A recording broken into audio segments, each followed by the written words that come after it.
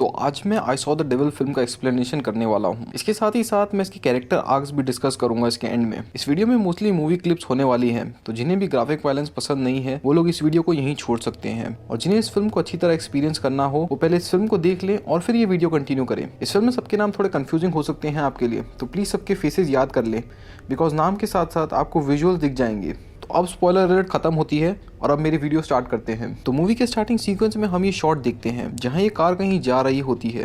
अब यहाँ ध्यान देने वाली बात यह है कि एनवायरनमेंट में स्नोफॉल चालू है और कार डिसेंट स्पीड में जा रही होती है। अब यहाँ वाइड शॉट आता है जहाँ हमें इस कार का एक्सटीरियर दिखता है, जहाँ हमें पता चलता है कि ये एक स्कूल वैन है, और उसके साइड में ही हम एक दूसरी कार को देखते हैं। और अब हम स्क्रीन पे जू यूं को देखते हैं जो कि अपने फियांसे किम सू यूं से बात कर रही होती है, और वो उसे बताती है कि कैसे वो फंसी हुई है और उसने टोइंग ट्रक को भी बुला लिया है, बट उन्हें यहाँ आने में कुछ वक्त लगेगा। अब सीन वापस शिफ्ट होता है स्कूल वैन पर, जहाँ रियर व्यू मिरर के फोकस में हमें जू यूं की कार दिखती है। अब यहाँ जू यूं रोमांटिक बातें कर रही होती है। उस वैन से निकल के वो आदमी उसकी कार की तरफ आता है, जहाँ वो उससे हम्बली पूछता है कि उसकी कार में क्या प्रॉब्लम हुई है, जहाँ वो बताती है कि उसकी कार का टायर पंक्चर हो चुका है, और वो आदमी सामने से हेल्प ऑफर करता है। अब किम सू यहाँ जू यूं को टो ट्रक के लिए वेट करने को बोलता है और डोर लॉक रखने को बोलता है, और किम उसके बर्थडे पर घर नहीं आ पाएगा इसका रिग्रेट एक्सप्रेस करता है। वो उसे कहता है कि मैं बहुत जल्द घर आऊंगा, और इन दोनों की फोन कन्वर्सेशन यहीं एंड हो जाती है। अब वो आदमी जू यूं को हेल्प ऑफर करता है, बट वो मना कर देती है और वो कहती है कि मैं टो ट्रक का ही वेट करूंगी। तो ये आदमी वहां से अपनी वैन की तरफ चला जाता है, बट बहुत टाइम होने के बाद भी उसकी वैन वहीं खड़ी रहती है। तो जू यूं अपनी कार की डिपर लाइट फ्लैश करती है, जहां ये आदमी एक्सट्रीम लेफ्ट कॉर्नर में जू यूं के ऐसे ही कोई मूव का वेट कर रहा होता है। अब ये आदमी हैमर लेके कार का कांच तोड़कर अंदर आके जू यूं पर हैमर से हैवी अटैक्स करने लगता है, और उसके बाद जब उसकी बॉडी पूरी तरह अनकॉन्शियस और ब्लीडिंग स्टेज में होती है तो वो उसे ड्रैग करके अपने कैंप में ले आता है, जहां वो उसे नेकेड स्टेट में प्लास्टिक में रखता है। जू यूं को होश आता है और उसके बाद ये आदमी उसके हाथ में कफ पहना रहा होता है, और वो जू यूं की बॉडी को टच करते हुए बोलता है, तुम्हारी स्किन तो बहुत सॉफ्ट है, ये काफी इजी होगा। जू यूं पूरी तरह होश में नहीं होती, और फिर भी वो उस आदमी से कहती है कि वो प्लीज उसे ना मारे, जिस पर वो पूछता है क्यों नहीं। वो कहती है कि वो प्रेग्नेंट है, जिस पर वो आदमी एक बार भी ना सोचते हुए अपने नाइफ से जू यूं पर मारता है और उसके बॉडी पार्ट्स को डिसमेंटल कर देता है। अब जब वो बॉडी काट रहा होता है तो जू यूं की रिंग स्यूअर में गिर जाती है। अब यहाँ सीन चेंज होता है और एक बड़ा सा फील्ड दिखाया जाता है, जहाँ एक बच्चा ऐसे ही घूम रहा होता है। उसे वहाँ एक कैरी बैग मिलता है जिसमें कि उसे एक कान मिलता है। अब ये बच्चा डर के अपने कुछ फ्रेंड्स को बुलाता है, और उसके बाद कट टू उस लोकेशन पर पुलिस इन्वेस्टिगेट कर रही होती है। पूरे एरिया को सीज कर दिया होता है। हर एक पुलिस वाला उस फील्ड में दूसरे बॉडी पार्ट ढूंढ रहा होता है। वहीं रैंडमली टॉर्च फ्लैश करने पर एक पुलिसमैन को एक हेड दिखता है, तो फोरेंसिक वाले उसे बाहर निकालते हैं। तो हमें पता चलता है कि ये सब जू यूं की बॉडी पार्ट्स हैं जो कि किलर ने इस जगह पर ड्रेन कर दिए थे। अब क्योंकि उस आदमी ने मर्डर कमिट किया था, तो मैं अब उसे किलर बोल के रेफर करूंगा जब तक कि उसका नाम रिवील ना हो आगे स्टोरी में। फोरेंसिक्स वाले जू यूं के हेड को एक बॉक्स में डालकर ले जा रहे होते हैं, तो उस बंदे का पैर स्लिप हो जाता है और हेड बॉक्स के बाहर आ जाता है। अब यहाँ किम यूं ये देख लेता है और उसका इमोशनल ब्रेकडाउन हो जाता है। अब सीन चेंज होता है, चीफ और किम यूं के बीच में कन्वर्सेशन होती है। वैसे चीफ जू यूं के फादर हैं, और वो हेवन को थैंक करते हैं कि उसकी वजह से एटलीस्ट उन्हें उनकी बेटी की बॉडी तो मिली, वरना वो कभी उसे ढूंढ ही नहीं पाते। और फिर वो खुद से हो रही डिसअपॉइंटमेंट डिस्कस करते हैं कि कैसे वो 30 साल पुलिस डिटेक्टिव थे, बट फिर भी वो अपनी बेटी को नहीं बचा पाए। उसके बाद चीफ किम यूं से माफ़ी मांगते हैं। उसके बाद सीन चेंज होता है, जू यूं के फ्यूनरल का सीन दिखाया जाता है, जहाँ किम यूं का इमोशनल ब्रेकडाउन होता है। उसके बाद हम किम यूं को अपने चीफ के ऑफिस में देखते हैं, जहाँ वो 2 वीक का ब्रेक डिमांड करता हुआ दिखाई देता है। उसके बाद किम यूं अपने ही एक कलीग डिटेक्टिव के साथ वैन में होता है, जहाँ वो डिटेक्टिव किम यूं को कैप्सूल देता है जिसमें कि जीपीएस और माइक्रोफोन लगा हुआ था, और उसे वो ट्रैकर फोन से ट्रैक भी कर सकता है। तो ये चीजें लेके किम यूं वहाँ से निकल जाता है, और सीन चेंज होता है। किम यूं चीफ के घर पे होता है, जो कि अपनी पावर्स का यूज करते हुए टॉप अक्यूजर्स इस सिमिलर क्राइम में निकलवा लेते हैं। अब यहाँ अक्यूज लोग थे टोटल 4, और उनकी डिटेल्स लेके किम यूं वहाँ से निकल जाता है। किम यूं इसके बाद एक एक करके अपना हंट शुरू करता है। पहले बंदे की इंटेरोगेशन के बाद वो उसे इतना टॉर्चर कर देता है कि वो अपने ऐसे ऐसे जुर्म कबूल कर लेता है जो कि उसने किए भी नहीं होते। दूसरे बंदे के पास जाके भी वो सीधा पंचेज और किक स्टार्ट कर देता है, वो भी कल्प्रिट नहीं निकलता। अब बारी आती है तीसरे बंदे की। अब सीन चेंज होता है और हमें एक बस पोस्ट के सामने एक लड़की खड़ी दिखती है, एज इन वो किसी का वेट कर रही होती है या नेक्स्ट बस के आने के लिए रुकी होती है। अब यहाँ हम वही स्कूल वैन को देखते हैं जो कि पास आके रुकती है, और वो किलर उसे लिफ्ट ऑफर करता है, बट वो कॉन्स्टेंटली डिनाई करती है। बट वो कहता है कि इस रोड पर आगे और कोई भी आने वाला नहीं है, और लास्ट बस थोड़ी देर पहले जा चुकी है, तो ये लास्ट चांस है। तो वो कन्विंस हो जाती है और उसकी वैन में आ जाती है। गाड़ी में बैठने के थोड़ी देर बाद ही गाड़ी में बिल्कुल डेड साइलेंस हो जाता है। जिसके बाद वो किलर पीछे कुछ ढूंढ रहा होता है और अपना वेपन निकालने के बाद वो एक बार फिर हैवी अटैक्स करता है अपने विक्टिम्स के हेड पर, वो भी ऑलमोस्ट 3 से 4 बार। ये किलर अपने प्रे को लेकर अपने बेस आता है, जहाँ जैसे ही उसे होश आता है किलर स्विंगिंग ब्लेड छोड़ देता है, जिसके ब्लेड के नीचे विक्टिम का सर था और यहाँ विक्टिम 2 की भी डेथ हो जाती है। अब किलर यहाँ खुद को फील गुड करवाने के लिए डी-एजिंग क्रीम लगाता है, हेयर कोम करता है और गिटार बजाता है। दूसरी तरफ किम यू अक्यूज नंबर 3 के घर आया होता है, जहाँ वो खुद को इंश्योरेंस वाला बताता है और उसके घर पर उसके पेरेंट्स के साथ एक बेटा भी था। अब यहाँ अक्यूज की मम्मी किम यू से रिलेटेड फोटोज दिखाती है, जो कि उसकी चाइल्डहुड पिक्चर्स होती है। किम यू उनसे कुछ एडिशनल इन्फॉर्मेशन मांगता है, बट उन्हें उसके बारे में कुछ भी नहीं पता होता। और अक्यूज 3 यानी कि हमारे स्टोरी के किलर का नाम हमें यहाँ पता चलता है, जो कि है जैंग क्यूंग चू। अब क्यूंग चू को लेके उसके पेरेंट्स में एक लड़ाई हो जाती है। किम यू सांगवॉन से पूछता है कि क्या वो जानता है कि उसके फादर कहाँ रहते हैं। सांगवॉन उसे वो लोकेशन दिखाता है। अब यहाँ अंदर आने के बाद किम यू अपनी इन्वेस्टिगेशन स्टार्ट करता है और उसके ड्रॉर्स में किम यू को क्यूंग चोल के विक्टिम्स के कलेक्टिव दिखते हैं, जैसे कि ब्रास, पर्सेस और पर्सनल आइटम्स। अब लकीली पीछे का दरवाज़ा हवा से खुल जाता है और किम यू को वो जगह दिखती है जहाँ ये अपना ह्यूमन स्लॉटर करता है और उसकी सीवर में ढूंढने पर उसे जू यू की रिंग मिलती है। सीन चेंज होता है। अब यहाँ क्यूंग चुल अपनी वैन में है और वो स्कूल से लड़कियों को ड्रॉप करने के लिए पिकअप करने आया होता है। अब कैमरा मूव करता है और हमें स्कूल वैन पर ट्रैकर लगा हुआ दिखता है। दूसरी तरफ स्कूल में पुलिस आई होती है क्यूंग चुल के लिए नॉर्मल इंटेरोगेशन के लिए। लर्निंग सेंटर से कॉल आता है क्यूंग चुल को, बट वो फ़ोन नहीं उठाता। अब उसकी वैन में सिर्फ एक ही लड़की बची होती है, तो उसे एक सेक्लूडेड नर्सिंग होम ले जाता है और एज यूजुअल विक्टिम को बेहोश कर देता है। क्यूंग चुल एक स्टिक से विक्टिम को इनअप्रोप्रिएटली टच करने लगता है और वो उसका रेप करने ही जा रहा होता है। वहाँ किम यू आ जाता है और दोनों के बीच फाइट होती है, जहाँ किम यू उसे बहुत मारता है और उसका हाथ तोड़ देता है। अब जो कैप्सूल किम यू को डिटेक्टिव ने दी थी वो क्यूंग चुल उसे खिला देता है और उसे कुछ पैसे देके जिंदा छोड़ देता है, जिससे कि वो अपना ट्रीटमेंट करा सके। अब क्यूंग चुल जो भी बात करेगा और कहीं भी जाएगा ये सब किम यू को पता रहेगा। क्यूंग चुल वहाँ से निकलता है और रोड पे लिफ्ट मांग रहा होता है, बट कोई उसके लिए रुकता नहीं है।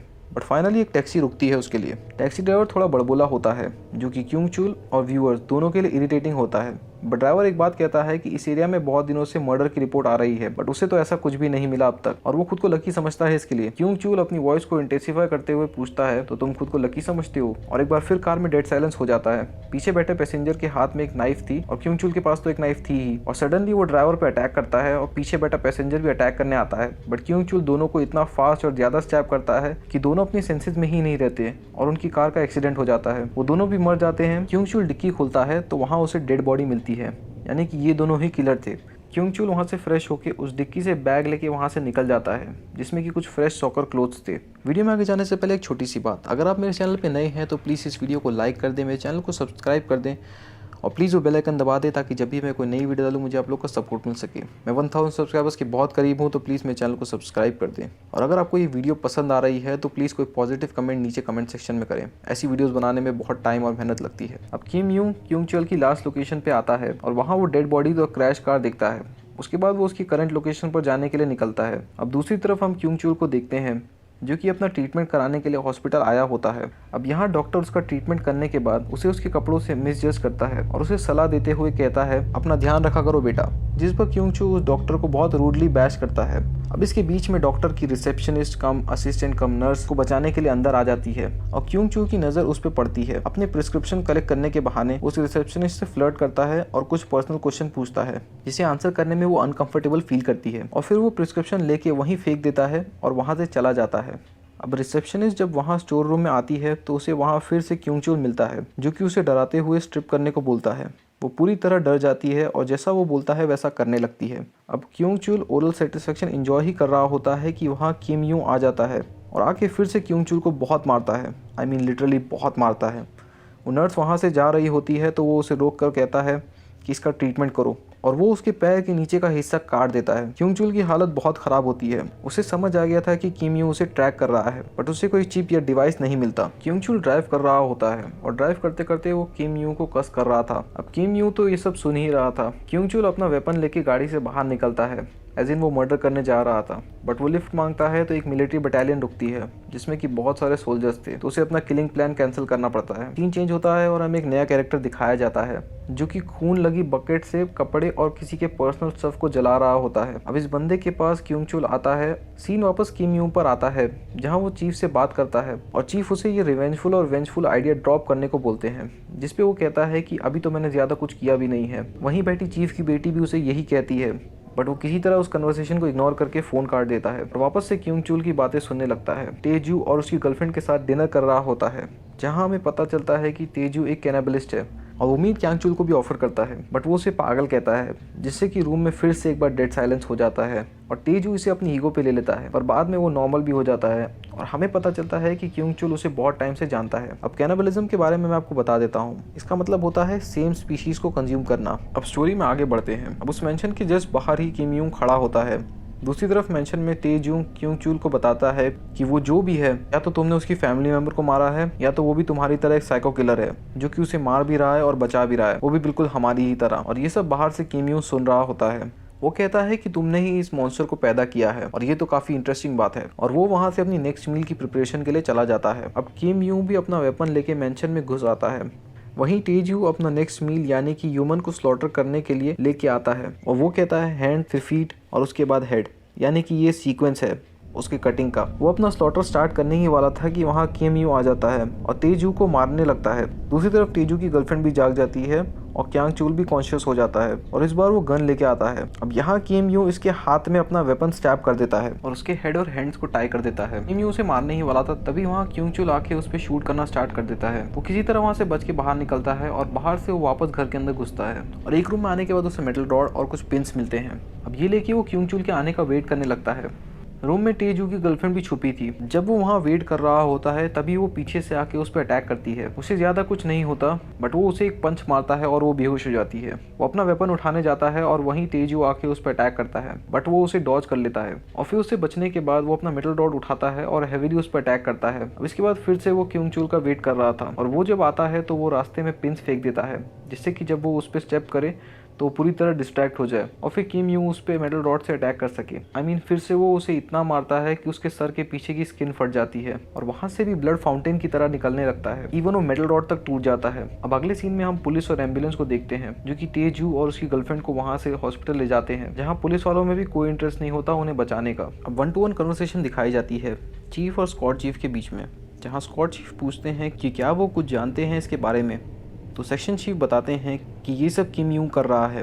फिर स्क्वाड चीफ कहते हैं उसे रोकना होगा, नहीं तो मॉन्स्टर से लड़ते लड़ते वो खुद मॉन्स्टर बन जाएगा और ये बहुत गलत होगा। दूसरी तरफ हम किम यूं को हॉस्पिटल में देखते हैं जो कि अपने साथ साथ क्योंग चुल का भी ट्रीटमेंट करवा रहा होता है। अब यहाँ हमें वही डिटेक्टिव दिखता है जिसने कि किम यूं को वो कैप्सूल दी थी। यहाँ वो कहता है कि अब इस किलर को पुलिस के हवाले कर देना चाहिए, बट उसके रिस्पॉन्स में वो कहता है कि उसने ज्यू यूं से प्रॉमिस किया है कि जितना दर्द उसने बियर किया था ये आदमी भी सेम एक्सपीरियंस करेगा। अब यहाँ वो डिटेक्टिव रिस्पांस में पूछता है कि वो कैप्सूल कैसा काम कर रही है, जिस पर किम यूं थोड़ा टेंस हो जाता है और बाजू में बेड में क्योंग चुल को चेक करता है कि कहीं उसने ये बात तो नहीं सुन ली। जब वो उसे देखता है तो वो अनकॉन्शियस ही होता है, बट क्योंग चुल बस प्रिटेंड कर रहा होता है। क्योंग चुल जो अपने सेंसेस में आता है तो वो खुद को एक सिक्योर्ड टनल में पाता है।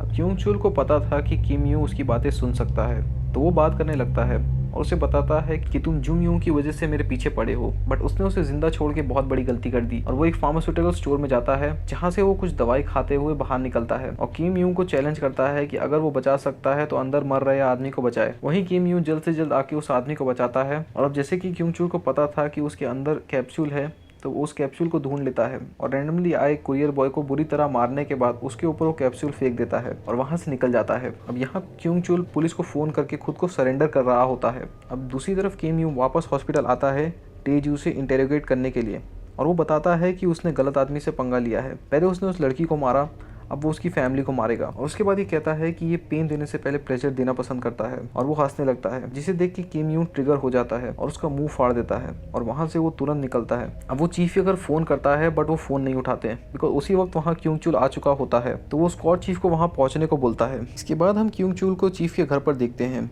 जो कि चीफ को डंबल से सर पर अटैक करके मार देता है। थोड़ी देर बाद वहाँ उनकी बेटी आती है जिसके आने के बाद सीन वहीं कट हो जाता है। किम यूं लोकेशन पर पहुंचता है जहां पर पहले से ही स्क्वाड चीफ और उसके दूसरे टीममेट्स वहां पर थे। वो अंदर जाता है और इमोशनल ब्रेकडाउन होता है उसका।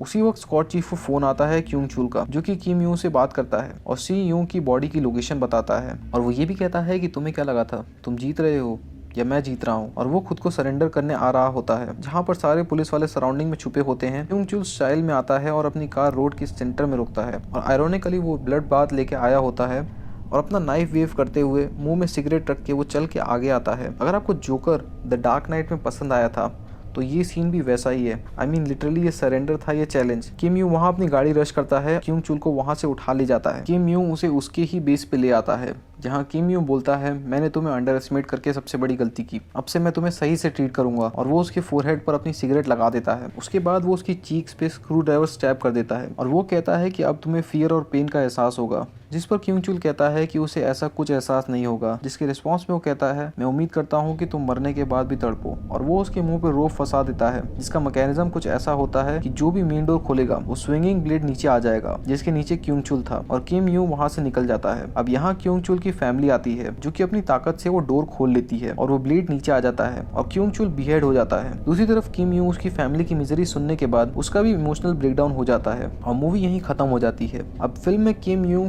क्योंग चुल की तरह ही बन गया था इन दी एंड। उसने किसी और को तो नहीं मारा, बट उसने क्योंग चुल को बहुत पेन दिया, जैसे कि बीच में स्कॉट चीफ ने भी बोला था। अब इस वीडियो को बनाने में ऑलमोस्ट 30+ आवर्स लगे हैं, और यूट्यूब ने इसे एज रिस्ट्रिक्ट भी कर दिया है। तो प्लीज़ इसे शेयर करें, वीडियो को लाइक करें और चैनल को सब्सक्राइब करें। अगर इस मूवी से रिगार्डिंग कोई डाउट या आपको कोई सजेशन हो तो मुझे नीचे कमेंट सेक्शन में बताएं, या आप मुझे इसके रिगार्डिंग DM भी कर सकते हैं।